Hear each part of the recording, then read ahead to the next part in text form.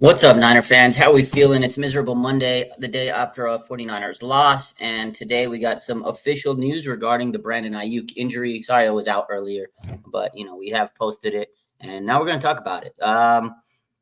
Officially confirmed that Brandon Aiyuk is out for the season, and that was according to Jordan Schultz about an hour ago, and then just about 20 minutes ago, Ian Rappaport of the NFL Network gave us another update regarding Brandon Aiyuk, and he said that he suffered, upon the MRI results and everything, an ACL and MCL injury. That's tough. He got both of them, which I thought could be the case because when you have that lateral, inward force on the knee, there's definitely potential for an ACL and MCL, and that definitely was the case. He suffered a torn ACL and MCL, and there's potential further damage to the knee, according to Ian Rappaport. That's fucking sucks. At the end of the day, I got to first and foremost, let's just say prayers up to Brandon Aiyuk. I know a lot of people were sour on him and they got upset at him and everything that happened this offseason. Nobody deserves that. Nobody deserves to get an injury like that. No player, no matter what team you are, no matter how you kind of were through the season. I saw some people said karma, this and that. That's crazy to me. Prayers up to Brandon Aiyuk. I hope he can recover and become a star player that he could have been before this injury. It's unfortunate. This was definitely a tough loss to the Niners, who are kind of reeling. 3-4. They have a lot of players that are injured. Debo was dealing with some illness last night. Jennings has a hip injury. Christian McCaffrey, he still hasn't returned. They need everybody. They need all hands on deck. You really need Brandon Aiyuk. And this is a tough blow. Now you got Ronnie Bell and players like that on this team that are going to have to step up. But I know a lot of us don't expect Ronnie Bell to step up and do much. But, this was a miserable injury for Brandon Aiyuk, who, again, it was a well-documented, tumultuous offseason. But you can't wish injuries on anybody like that. His knee got crushed, man. Out for the season. I mean, if you saw that play last night, if you saw the replay of it,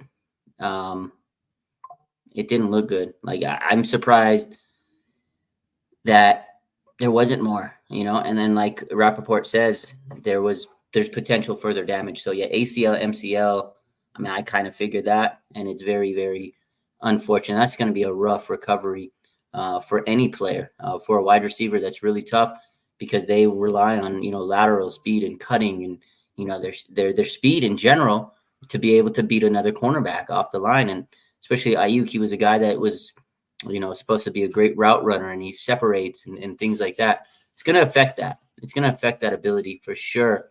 So again, prayers up to Brandon Aiyuk, man. I feel bad for him.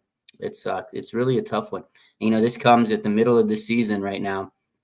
He's probably not going to be back for a while. I don't expect him to be back for the start of next year. Maybe.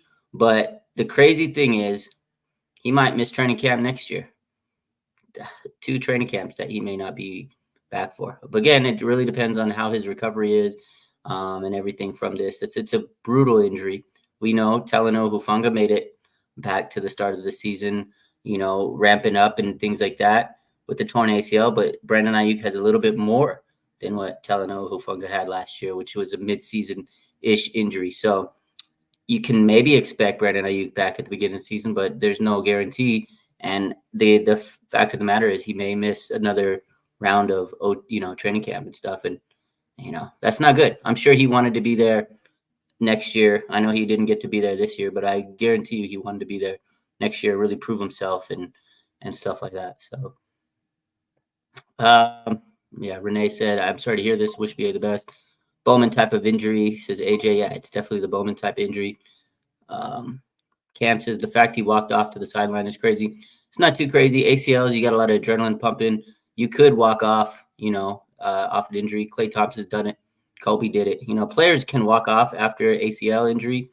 I'm sure he had a lot of pain afterwards. I'm sure when the adrenaline wore off, you feel it. But yeah, I've seen players get up and, walk on a torn ACL. At the moment, they don't know it is, but sometimes adrenaline will do that to you. But yeah, tough dude. It's unfortunate. I know there's a lot of people. Mario, he's one of them. Says he doesn't care. He got paid. And a lot of people are saying that he's fine. He got his money. Yeah, but he got paid. Now he's going to spend all his time rehabbing and recovering and things like that. And he gets the media is going to shit on his his name, and it sucks for him. I do really feel bad. Again, he did get paid a lot of money, but now there's going to be maybe some outs in his contract in the future, because I'm sure there was a lot of performance tied contract writing in there for his performance, and score this many touchdowns, get this many touchdowns, some incentives. That's what the word I was looking for. There was probably some incentives in there he's not going to get for sure this year. But, if he comes back next year and the Niners take a look at that contract, they may be able to, restructure it. And that might not be something, Aiyuk wanted to talk about, but they're going to have to talk about that in the future, maybe next year or down the line, depending on how he comes back from this injury. It's just tough. So, Christine says people don't make since you really think BA wanted this injury. Yeah, I don't. Nobody wants in it. Like, he'd rather be playing games, even if he's not doing a good job of them. He'd rather be playing games than having to deal with a serious knee injury. This a recovery for a torn ACL is crazy, but he has a torn MCL on top of it. So this is just a shit luck for him. So yeah, Tom says to bring up his money. I think it's just a bad point. Like, at the end of the day, it's an injury. As a Niner, this is what my take is. He's a Niner fan, or we're Niner fans. He's a Niner player. I'm going to support him. I'm going to have his back. Like, yes, I get it. The whole offseason was it was bad. It was a very tumultuous offseason, like we said. But I'm hoping this guy can step up and break out of his funk, right? We have players injured. Debo had the dookie stains or whatever he had last night. Jennings, he's out there. He didn't play because of the hip injury. So now you were like, damn, you're really leaning on BA. And I know mentally he just hasn't been there this year. He's missing catches, things of that nature. He had a bad drop last night. But you hope at some point he can figure it out, because you need him. You need all your players on game day. You need them to be healthy. You need them to play. You need them to be able to help you win games, make plays, right? And be there for you. And now you're missing a player who over the last couple of years was a very big part of this offense. They don't have Christian McCaffrey yet. And now Jennings, will he be back? Hopefully he will be. But it's one of those things where now you have another depleted position and another hole to fill. But again, they do have rookies. They have Ricky Pearsall and Jacob Cowing, who flashed a little last night. So now it's going to be for them to come up to speed. The 49ers rookie class has been fantastic this year. So now you're going to rely on your, rookies again. So here we are. It sucks, but now you got to rely on these rookies. Can they come up to speed? I hope so. They got to come up to speed really quickly. So my man Junior says ACL and MCL, damn not good. Aiyuk may not come back till late 2025. Yeah, again, brutal injury. It's just brutal. I mean, the recovery is going to be very extensive. So, and Jose said, this is why you get your money as a player. Facts. I mean, at the end of the day, this is why BA was trying to make sure he got his money, because you're not guaranteed. You're one injury away from a big time loss of your career, and unfortunately for Brandon Aiyuk, this is a big part of his career that he's going to miss. And who knows if he's ever going to be the same player. He did get paid. So, I'm glad he got his money in that sense. Tom says, yeah, I feel you. Pause. I'm talking about those dumb fans who made a comment about everybody. Yeah, the comments are crazy out there on social media. Julia says, in my opinion, the receiving corps is still good despite the huge loss of Aiyuk, Debo, Jennings, Pearsall, Cowing, Conley, and Kittle. Just don't play Bell anymore. Prayers up to Aiyuk. Absolutely, man. I think the receiving corps is still good. They just have to be able to be healthy. Jennings, he's banged up. Debo, whatever he was dealing with last night, he had that. But they have two really good young guys, Conley or Cowing and Pearsall. You got the veteran Conley, and it's time to ball. Debo and Jennings got to step up. I think Jennings now is our wide receiver one. Jennings is the guy. He's the top dog. So, yeah, Christine says, it's like Kittle said, it's like a car wreck every time you play. It really is. These players, they go out there and they get just brutalized on a weekly basis. You're lucky if you can get through the season or a week without an injury. So, my man Throwback says 2020 vibes all over again. I'm feeling like we should have won the Super Bowl and blew their chances. It's a feeling that a lot of people are sharing, I think you have the same opinion as many people, Throwback, that a lot of fans are like, dang, did we ruin our chance? Did the Niners blow their chance? Did their window close? They had the Chiefs on the ropes. They scored first. They had this team right where they wanted, and they lost it. And who knows if they could win a Super Bowl? After watching them play yesterday, it was an ugly game. They're not an elite team. They're not a Super Bowl team, but it's a long season. As long as they can get to the playoffs, you just need a chance. I looked at the schedule today, as I do every day.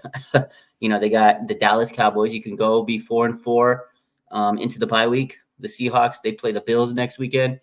If the Bills beat them, Niners are back in first place in the NFC West. So everybody's going to be happy. Then you play Tampa Bay. Then you play Seattle. Then you play Green Bay. Then you play the Bills. Those are 2 tough games. But before that, you could win those 3 games. And then you got a game against the Rams, the Bears, the Dolphins. You got games that you can really win and start stacking. And the Cardinals and the Lions, So you got some tough ones. You got some games that you should be able to win. Although they should have been able to beat the Cardinals. They should have been able to beat the Rams already. So we can't sit here and guarantee the wins. But to what you're saying is the window closed? It seems like it when you lose games like you did last night. And then you lose games to the Cardinals and the Rams. It's like, is this season ever going to get to a point where they get consistency? We've seen the Niners 3-4 before. Literally 2022, they were 3-4. Same thing. They lost to the Chiefs. The difference was they got Christian McCaffrey and gave him juice for the rest of the season. Now, 49ers still have a chance to get Christian McCaffrey back on this team after the bye week, but will he be the same Christian McCaffrey? That's the big question. So, man, it's tough. My man Peter Parker says, I'm just happy I don't have to buy you lunch. I was really hoping that you'd get me lunch, man. I wanted that lunch. We made a bet last week when we were streaming, and he said something about if the Niners can beat the Chiefs, I'm getting you lunch. And didn't happen. I was hoping to get my lunch DoorDash today. It would have been nice. I would have got some Wingstop for sure. So, Cosmo says the team is old, slow, and overpaid. They're getting old. They're getting slower. A lot of paid guys. This offseason is going to be crazy because you're not going to be able to pay everybody. So let's see.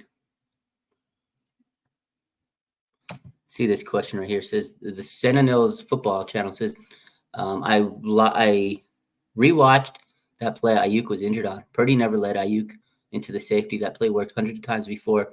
The player targeted BA's knees. I saw a lot of people saying this. Rewatching again, it kind of was a dirty tackle. Not gonna sit here and instigate and say that they were purposely trying to take him out, but it did seem like a bad tackle, like a low tackle. It looks like they were not going by the textbook, so to say. So, yeah, but again, you can't really blame everybody else and the refs and this. I don't like playing that game, but it definitely looked like a dirty tackle. We'll keep it at that. Yeah, for sure. For sure. I seen that. I seen a lot of people saying that today. And if you watch that replay, it did look pretty bad. It looked pretty dirty. I mean, Chiefs get away with a lot of stuff. I don't know if you were on Instagram earlier. We were playing some of the clips. There was a post, you guys have probably seen it online, the video of just Nick Bosa getting manhandled. He was like WWE clothesline. Stuff like that happens. But you can't sit here and blame the refs because the Niners put themselves in a hole. Brock played bad. But there are factors, if you watch the Chiefs game, that you're like, man, how do they get away with these kind of things? So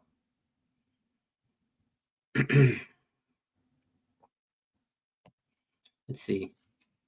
Brian Scheimer, let's fire Brian Schneider. He has to go. My man, Throwback, you are on fire because this special teams, I was just talking to someone earlier today about the special teams coach. It's just like the special teams every week there's a blunder. Like they had a good play. Oh my God, they blocked the fake or they stopped the fake punt. And everybody's like, oh my God. So I'm sure that the special teams was like hyped up. Oh, we made a play.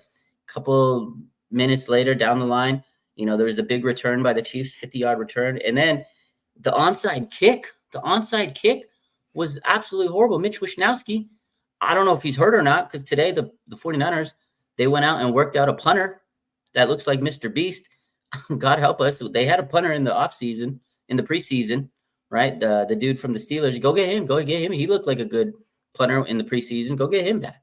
They went and worked out a guy that looked like Mr. Beast today, from I don't know. I don't know what the case is, but the special teams has definitely been terrible. I don't know what to tell you. You know, they made some bad plays, and every week they've had a different kicker because they're getting hurt.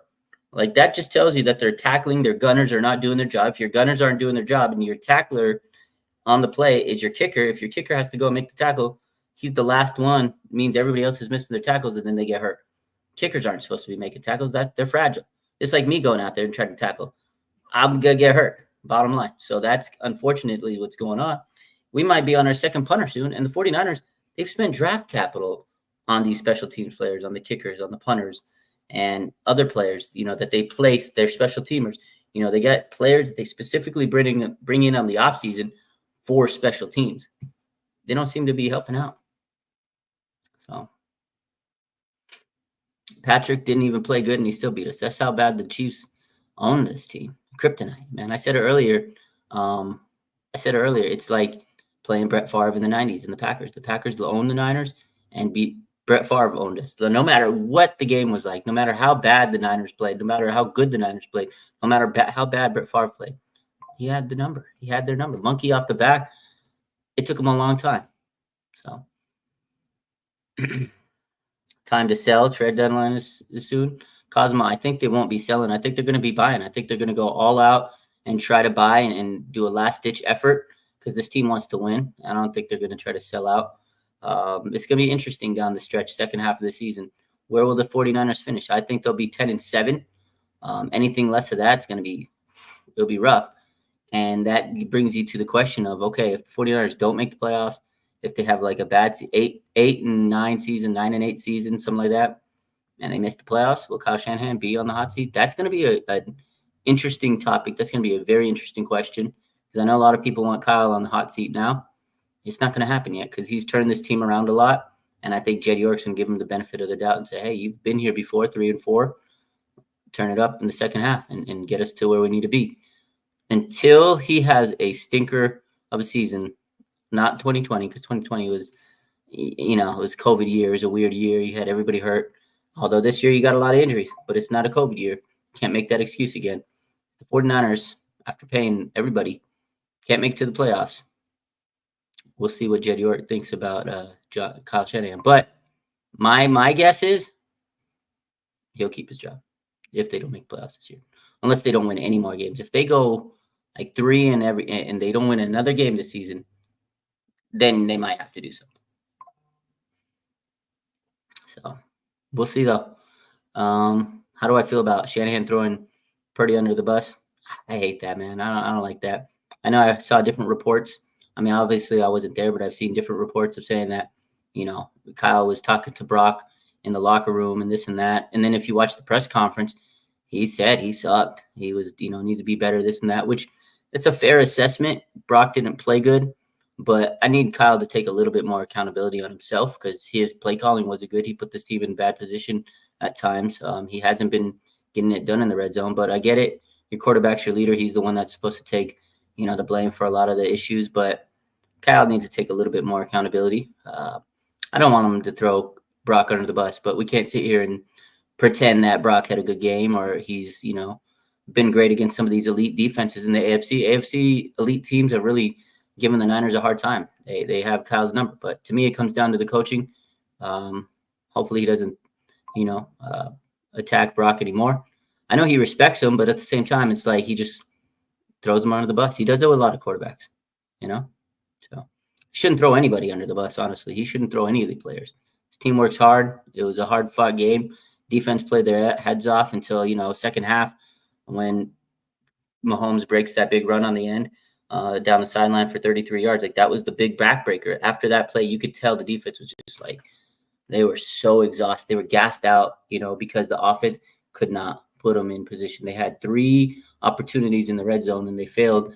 And the turnover, the defense got them the turnovers and the offense could not capitalize. So, and that goes back to this whole BA thing now is how is the offense going to look without Brandon Aiyuk? And again, I know he wasn't really playing great this season, but that's a big loss to a team that hasn't been able to score much in the red zone, a team that has struggled on offense, and now you lose one of your top players on offense. I know he hasn't been playing good, but that's still a big-time blow to this team. So, whew, it's tough, man. It's tough. I feel bad for BA. I feel bad for the Niners. I feel bad for your fans, all you guys out there, because, I was at the game yesterday and just everybody's, just depressed. I see a lot of people, it's our first game. I'm so excited. I see a lot of people, oh, we made the trip down from Kentucky. We made the trip down from XYZ, like far places. And then you come down and it was kind of an embarrassment. It's like, oh, man, it sucks. So I feel bad for, the team, the players, the coaches, the fans. But 3-4, the season's not over. They can really start to right the ship if they can get a win on Sunday against the Cowboys.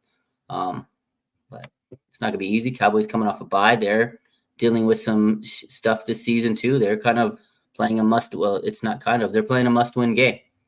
Backs against the wall. This is a game they have to win. It's not going to be easy, ladies and gentlemen. So.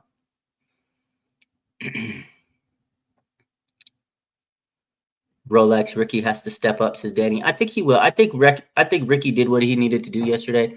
I don't think they expected him to take all those snaps. Kyle said it too. He played a little bit more than they thought. Debo, he was out for that game.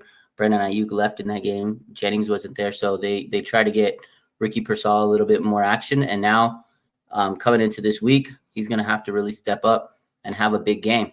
Because you're not going to have Aiyuk. Debo, he may play, but how effective is he going to be? Jennings, he'll be coming off a hip injury. How effective is he going to be?